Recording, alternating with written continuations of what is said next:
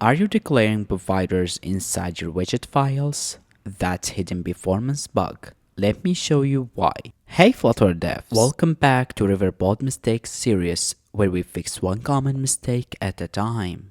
When you declare a provider inside a widget, it gets recreated every time that widget rebuilds. That means new state, lost cache, and performance issues. Here the wrong way inside the widget file, and here the right way, define it once outside any widget.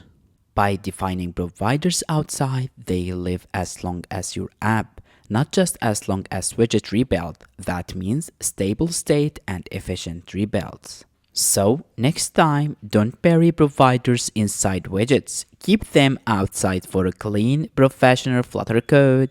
This was a mistake number 4 in Riverpod Mistakes series. Follow for more deep Flutter tips.